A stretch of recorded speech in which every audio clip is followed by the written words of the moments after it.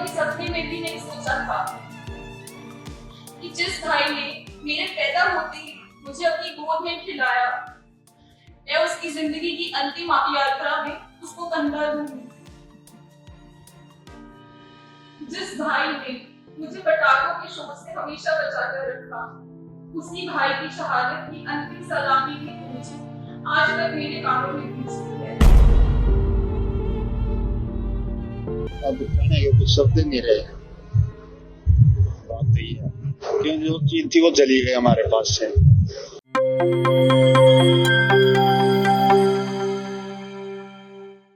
जिस भाई ने मुझे कभी अग्नि के पास जाने नहीं दिया, उसी को मैंने अग्नि दी। जिसने मुझे रोते नहीं देखा, आज जब मैं रो रही हूँ वो मेरे पास नहीं है मुझे चुप कराने के लिए। श्रद्धांजलि सभा में अपने वीर भाई शहीद लेफ्टिनेंट विनय नरवाल की याद में बहन सृष्टि नरवाल ने जो कुछ कहा, उसने पूरे माहौल को गमगीन कर दिया। यह वही विनय थे जिनकी शादी को महज 7 दिन हुए थे जब जम्मू कश्मीर के पहलगाम में 22 अप्रैल को हुए आतंकी हमले में उन्हें गोली मार दी गई। करनाल के डॉक्टर मंगल सेन ऑडिटोरियम में रविवार को विनय नरवाल की श्रद्धांजलि सभा आयोजित की गई। इस मौके पर विनय के दादा हवा सिंह, माता पिता, पत्नी हिमांशी और बहन सृष्टि सहित सैकड़ों लोग मौजूद थे। मंच पर विनय की तस्वीर सजी थी, जिसे देख पत्नी हिमांशी और बहन सृष्टि दोनों ही भावुक हो गई। रस्म पकड़ी के समय हिमांशी खुद को संभाल नहीं पाई और ससुर राजेश नरवाल ने उन्हें ढांढस दिया। दादा हवा सिंह और पत्नी हिमांशी ने विनय की फोटो को सैल्यूट किया।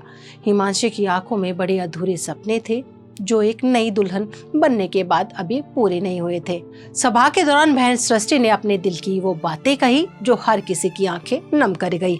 उन्होंने कहा कि विनय बचपन से ही कारगिल और एलओसी पर बनी फिल्में देखता था और कहता था तेरा भाई भी एक दिन तिरंगे में लिपट आएगा।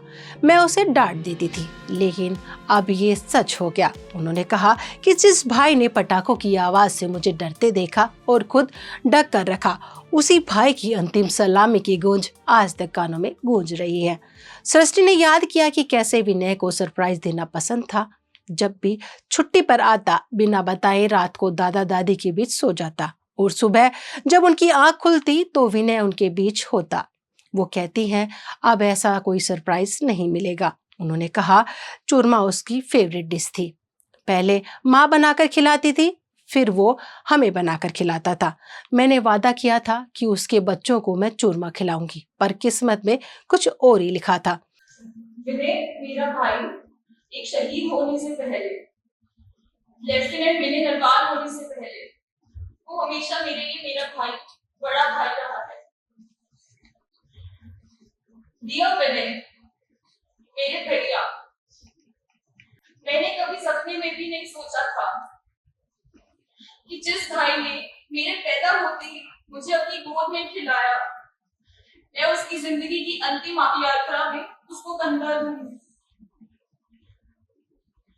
जिस भाई ने मुझे पटाखों के शोर से हमेशा बचाकर रखा, उसी भाई की शहादत की अंतिम सलामी की गूंज आज तक मेरे कानों में गूंजती है। जिस भाई ने मुझे कभी आपकी नजदीक तक नहीं आने दिया, उसी भाई को मैंने अपने हाथों से मुक्त कर ली थी। जो भाई मुझे कभी रोता हुआ नहीं देख सकता था, जिसे मुझे रोते देखते उसे रोना आ जाता था, आज मैं रो रही हूँ तो वो है ही नहीं मेरे आंसू चुप कराने के लिए। सच बोलूं तो अभी तक यकीन भी नहीं हुआ है जो हमारे साथ हो गया, कैसे हुआ, क्यों हुआ। शायद परमात्मा की ही मर्जी। जब तक मैं रहूंगी विनय रहेगा, जब तक आप सब रहेंगे विनय रहेगा, वो अमर रहेगा, वो हम सबके अंदर है। पूरा देश जिसे उसकी वर्दी और शहादत से जानता है, उसे हम सब परिवार वाले उसके दिल से जानते हैं। जितना बड़ा उसका कद था, बस 63 इंचेस, उससे लाख गुना बड़ा उसका दिल था। एक खिलखिलाता सा बचपना था, एक प्यारी सी मुस्कान थी और हमेशा कुछ बड़ा करने का जुनून था उसके अंदर। मम्मी की जान, पापा का दुलारा, दादू दादी की जीने की वजह, हमारा सब कुछ। ऐसा लगता है